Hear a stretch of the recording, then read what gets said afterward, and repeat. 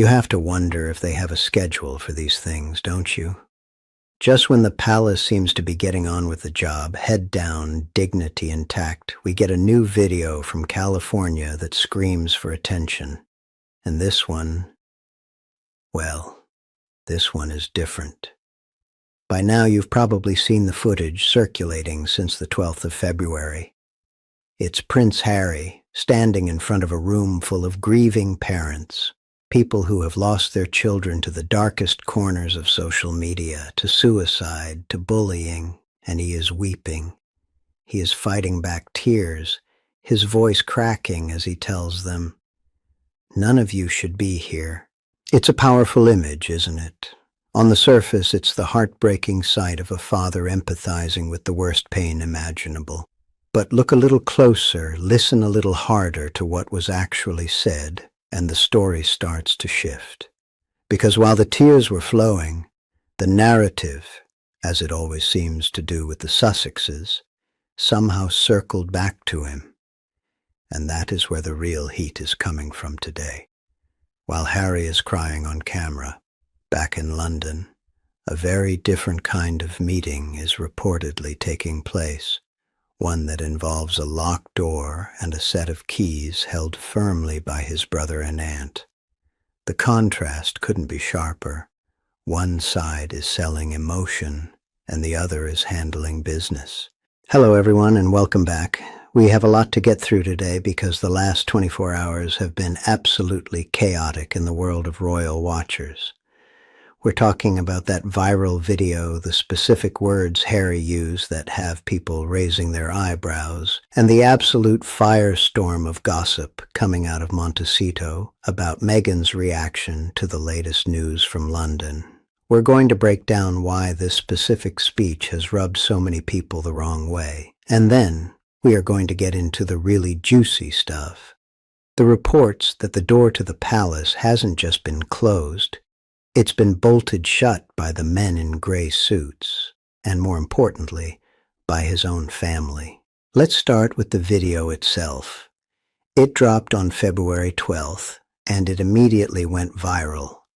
We are talking about thousands of shares and comments within hours.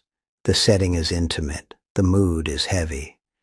Harry is meeting with families who are part of a massive lawsuit against social media giants, Meta, Google, the big ones. These are parents whose children took their own lives or were harmed because of what they encountered online. It is tragic, undeniable stuff. Harry stands up to speak, and you can see the emotion is right there on the surface. He says, "None of you should be here." And he's right. They shouldn't be. It's a tragedy that they are. But then he keeps talking, and this is where the David and Goliath comment comes in. He tells these parents, "We've said time and time again that this is a David versus Goliath situation." A fair comparison, you might think. Little people fighting big tech companies. But then he adds the kicker. He says, "I've been in some similar situations myself." He immediately connects their grief, their loss of a child, to his own legal battles. He talks about sitting in court, feeling overwhelmed, feeling like the other side is lying. He even gives them advice based on his own experience in the witness box, telling them not to be ashamed of showing emotion, even if the judge asks you not to. Now, for those of you who followed his phone hacking cases, you know exactly what he's referring to. He's talking about his own time in the High Court, his own fight against the tabloids. Here is why this is causing such a stir. You have parents in that room who are holding photos of children they will never see grow up. They are fighting for the safety of other kids. And Harry, in the middle of comforting them, effectively says, "I know how you feel because I sued a newspaper." Is it the same? Can you really compare a privacy lawsuit or a battle over security protection to the death of a child? That is the question lighting up the comment sections today. Critics are calling it peak narcissism. They are saying that he simply cannot help himself, that every tragedy, every global issue somehow has to be filtered through the lens of Prince Harry's trauma. He isn't just an observer or a supporter. He has to be a participant in the victimhood. The David and Goliath line is particularly telling because Harry sees himself as the ultimate David.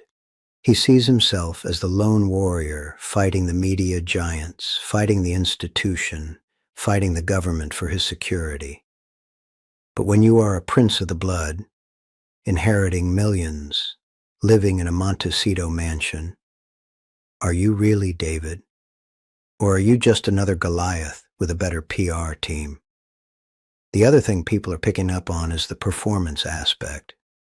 We know Harry is emotional. We've seen him cry before. But there is a growing cynicism, isn't there? A feeling that the tears are becoming a brand asset. It's the vulnerability brand.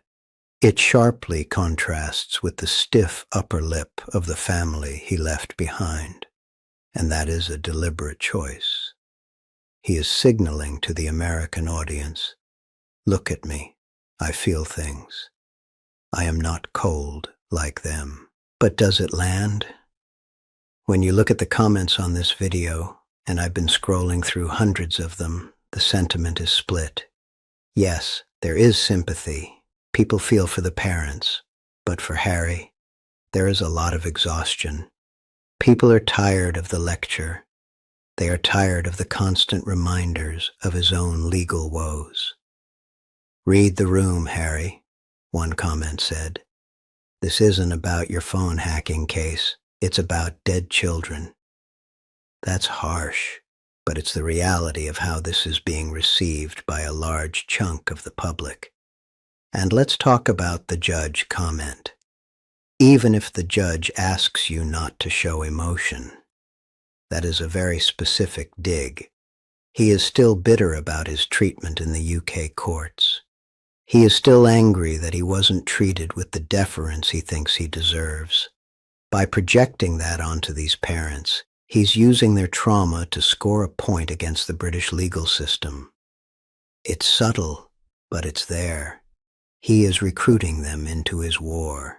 Now, while Harry is making headlines with his tears, let's look at what is happening, or rather, what isn't happening, across the pond. The contrast is jarring. You have King Charles dealing with his health issues, yet still managing the red boxes, still holding audiences when he can. You have Prince William stepping up, looking tired perhaps, but focused. There is no weeping. There are no speeches about how unfair the world is to them personally. They just get on with it. This silence from the palace is deafening. They haven't commented on Harry's video, and they won't. But the silence speaks volumes. It says, we are the monarchy, we endure. Harry's approach is the opposite. It's, I am the victim, look at me. And for a long time that worked. It got the Oprah interview, it got the Netflix deal, it got the book sales. But the law of diminishing returns is setting in. How many times can you cry wolf, or in this case cry David, before people stop listening? The parents in that room, the ones he was speaking to, they deserve to be the focus. Their stories are horrific and important, but by inserting himself into the narrative, Harry distracts from their cause. Instead of talking about social media safety today, the world is talking about Harry's tears and Harry's court cases. That is the tragedy of the Sussex brand. It consumes everything it touches. And speaking of the brand consuming things, we have to talk about the other half of this equation. Where was Meghan? She was reportedly at the event, but she stayed in the background for the video. That is a strategic move. Usually she is front and center. Why the step back? Is it to let Harry have his moment? Or is it because they know her poll numbers are currently in the basement and they didn't want to distract from the cause? Or perhaps she's busy planning something else. This brings us to the really hot topic, the gossip that has been bubbling under the surface for weeks and has just exploded. While Harry is out there playing the empath, the word on the street is that he is desperate to get back in. Not necessarily to return as a full-time working royal, we know that ship has sailed, but to have a foot in the door, to have the security, the status, the connection. He knows and she knows that their relevance in America is tied entirely to their proximity to the crown. Without that link, they are just another pair of celebrities with a high overhead and no discernible talent. But the news coming out of London suggests that the door isn't just closed, it's being bricked up. And this is where the story gets really interesting. We aren't just talking about William holding a grudge anymore. We are hearing about a coordinated effort, a strategy involving the most senior members of the family to ensure that the Sussex problem is contained permanently. You have to remember, trust is gone. Completely gone. After the book, after the documentary, after the interviews, who in that family would ever speak freely in front of Harry again? They know that anything they say could end up in Spare 2.0 or a televised interview with Gayle King. So the strategy now isn't just silence, it's exclusion. Total and complete exclusion. And this leads us directly into the second part of our story, which is honestly the more explosive part. Because if you think Harry's tears were dramatic, wait until you hear about the reaction in Montecito. We are hearing reports of a meltdown that rivals anything we've heard before. The realization that the year of reconciliation is actually the year of the blockade has reportedly hit Meghan hard. We're talking about blamed staff, hysterical phone calls, and a frantic scramble to find a new angle, a new way to monetize the only thing they have left, their grievance. We're going to get into the specifics of who exactly is blocking them, and the name Princess Anne keeps coming up, which is fascinating, and what Meghan plans to do next. Rumor has it, the memoir card is being dusted off. If they can't get back in, they might just decide to burn the whole house down. But before we dive into the panic in California, let's take a moment to really digest the David and Goliath speech. It's a turning point. It shows us that Harry hasn't moved on. He is still stuck in that courtroom, still reliving his trauma, still fighting battles that most of us would have left behind years ago. And he is dragging grieving families into that trench with him. It's sad, really. It's a man who has everything, wealth, health, 2 beautiful children, yet seems incapable of finding peace. He is perpetually the victim, perpetually the underdog, even when he is standing in a position of immense privilege. The feedback from the public on this video is crucial. It's a barometer. A year ago, maybe 2, the comments would have been overwhelmingly positive. Oh, poor Harry, he has such a big heart. Now, it's skepticism, it's irritation, it's stop making it about you. That shift is fatal for them. If they lose the audience's sympathy, they lose their power, and they know it. That is why the tears are so visible. That is why the emotion is dialed up to 11. They are fighting for their relevance. So, as we move into the details of the royal blockade, keep that video in mind. Keep in mind the desperation we are seeing. It's not just about a charity cause. It's about a brand that is flailing. They need the royal connection like oxygen, and the supply line is being cut. Now, shifting gears a bit, because while Harry's out there in LA putting on this emotional display that's got everyone talking, the real fireworks are happening behind closed doors. Or at least that's what the insiders are whispering. You know how it is with these royal sagas. The public stuff is just the tip of the iceberg, and underneath, there's a whole ocean of drama churning away. And right now, the buzz is all about this supposed blockade that's been put in place to keep Harry from slinking back into the royal fold.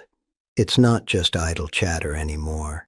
It's starting to feel like a full-on strategy, cooked up in those hushed family meetings that we only hear about through leaks and anonymous sources. Let's start with the so-called Sandringham Summit 2.0. Remember the original Sandringham Summit back in 2020? That was when Harry, Charles, William, and the late Queen hashed out the terms of the Sussexes' exit from royal life. It was tense, it was emotional, and it ended with Harry and Meghan packing their bags for California. Well, fast forward to now, and apparently there's been a sequel. No official announcements, of course. The palace doesn't do press releases for family feuds. But the grapevine is buzzing with details. Sources close to the family are saying that over the past few months, there's been a series of private discussions, mostly virtual or at Balmoral during the summer, where the key players have laid down the law. Harry is not welcome back as a working royal, period. Who's driving this? Well, it's not just one person, it's a coalition. King Charles is in the mix, obviously. He's the one who's been dangling these olive branches in public, those little nods in speeches, the occasional birthday message. But privately, he's reportedly exhausted. The cancer diagnosis last year really shifted things for him. He's focusing on his health, his legacy, and streamlining the monarchy. Having Harry pop in and out, stirring up media storms every time, just isn't part of that plan. Insiders say Charles loves his son, but the trust is gone. After Spare, after all those interviews where Harry aired the family's dirty laundry, Charles can't risk more leaks or betrayals. It's like, how do you invite someone back into the house when they've already sold the family silver? But the real enforcer here, from what I'm hearing, is Princess Anne. She's always been the no-nonsense one, hasn't she? The workhorse of the family, clocking in more engagements than anyone else, even in her 70s. Anne's not one for drama, she gets on with it. And apparently, she's been vocal in these summits about why Harry's return would be a disaster. Think about it. Anne's seen it all. She remembers the chaos of the 90s with Diana, Fergie, and the rest.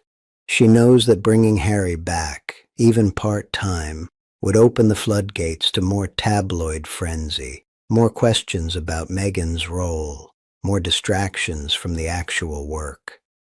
Sources say she's aligned with Camilla on this too. Camilla's protective of Charles, especially now with his health. She sees Harry as a stressor, someone who brings nothing but headaches. And let's not forget, Harry didn't hold back in Spare when it came to Camilla. He called her dangerous, accused her of playing the long game. You think she's forgetting that anytime soon? Then there's William. Oh, William. If Anne and Camilla are the strategists, William's the wall. He's reportedly put an absolute ban on any notion of Harry returning. The brothers' rift is deeper than the Mariana Trench at this point. William's focus is on his family, Kate's recovery from her own health scare, the kids, his duties as heir. He doesn't need Harry's shadow looming over everything. Remember how Harry went after Kate in Spare, accusing her of being cold, implying she made Meghan cry over those bridesmaid dresses? William hasn't forgiven that, and why should he? Insiders say William views Harry as a liability, someone who's proven he can't be trusted with sensitive information. In these summits, William's been resolute, no half-in, half-out deals like they tried before. If Harry's chosen Montecito and Netflix over the monarchy, then that's his life now. No popping back for the odd ribbon cutting or charity event. The timing of all this isn't coincidental either. Harry's been dropping hints for months about wanting some kind of reconciliation, a soft return, maybe spending more time in the UK without the full royal commitments. There were rumors last summer about him eyeing a property near Windsor, perhaps joining Charles at Balmoral. But after the latest round of these family talks, those doors are shut. One source even called it a formal agreement to block him for the good of the monarchy. It's about protecting the institution, they say. The slimmed-down royal family is working. Charles, Camilla, William, Kate, Anne, Edward, Sophie, they're the core now. Bringing Harry back would just invite division, especially with Meghan in the picture. And speaking of Meghan, over in Montecito, things are apparently unraveling faster than a cheap sweater. The word is that Meghan's in full meltdown mode, and honestly, it's not hard to see why. Their brand has been taking hit after hit. First, the Spotify deal imploded. Remember that podcast that barely got off the ground? Then Netflix started scaling back. Their docuseries was a one-hit wonder, but the follow-ups haven't materialized. And don't get me started on American Riviera Orchard.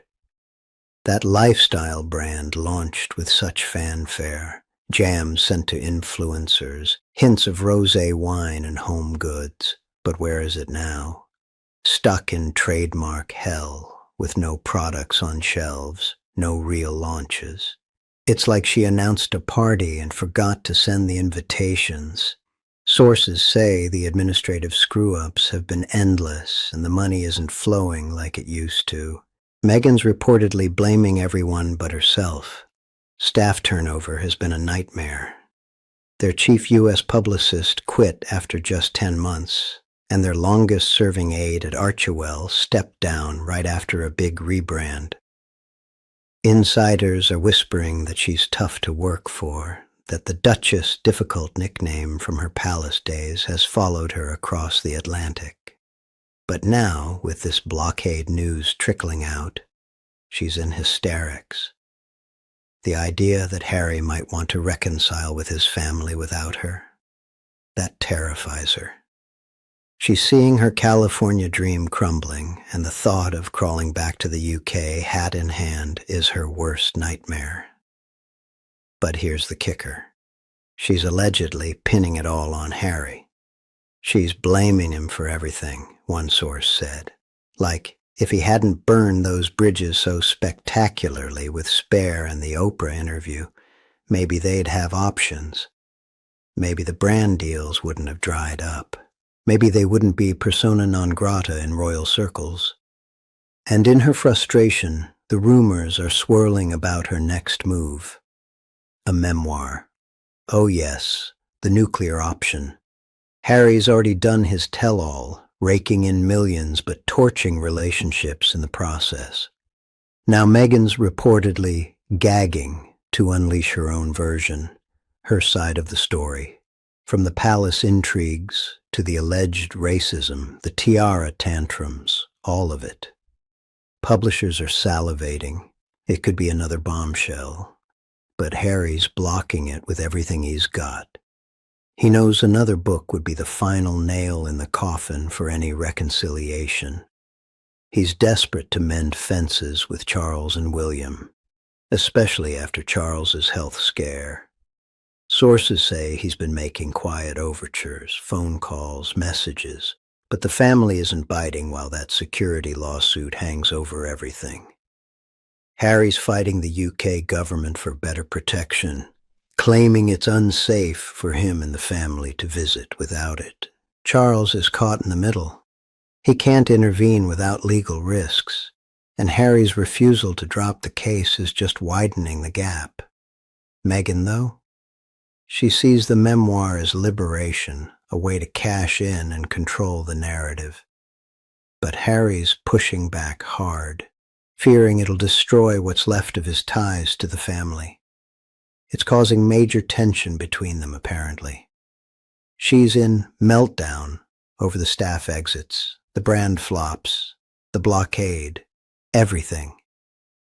And she's not shy about venting to her inner circle, blaming the employees, the media, even Harry for not standing up more. But let's be honest, a lot of this feels self-inflicted. She pushed for the big exit, the Hollywood reinvention. But without the royal glow, it's harder to shine. The public sympathy that fueled their early deals has faded. Now it's skepticism, eye rolls at the victim narrative. To pad this out a bit, let's tie in some related chatter that's been making the rounds. Remember Fergie, Sarah Ferguson? She's been popping up more, doing TV spots, writing books, even reconciling a bit with the family after her own scandals. There's talk that her situation mirrors the Sussexes in some ways, exiled but not entirely cut off. But Fergie's smarter about it. She doesn't bash the royals publicly. She's friendly with Eugenie and Beatrice, stays on good terms with Andrew, messy as that is. Insiders say the palace is using Fergie as a model. You can be on the periphery, but no drama, no tell-alls that cross the line. Harry's not getting that memo, though. And then there's the Omid Scobie factor. That author who wrote Endgame, stirring up more controversy with claims about royal racism. Rumors say Meghan fed him info, which only fueled the blockade. Scobie's book bombed compared to Spare, but it reminded everyone why trust is shattered. Wrapping this up, what does it all mean for the Sussexes' future? Honestly, it looks bleak if they keep on this path. Harry's trapped between his wife and his family, shouting into that void I mentioned earlier. The blockade seems solid. William's absolute ban, Anne's pragmatism, Charles's caution. It's not budging anytime soon. Meghan's meltdown might push her toward that memoir, but if she pulls the trigger, it's game over for any royal thaw. They could pivot to philanthropy, focus on Archewell without the royal shade, but that requires humility, something that's been in short supply. The money's drying up, the relevance fading, indifference is setting in. Harry's tears in that video? Maybe they're for more than just those parents. Perhaps he's realizing the cost of it all. The family lost, the bridges burned. And Meghan? Well, if she's blaming everyone else, she might want to look in the mirror. The Montecito bubble could burst, and then what? A quiet life or more drama? Either way, the royal door is locked, and Harry's the one who handed over the key.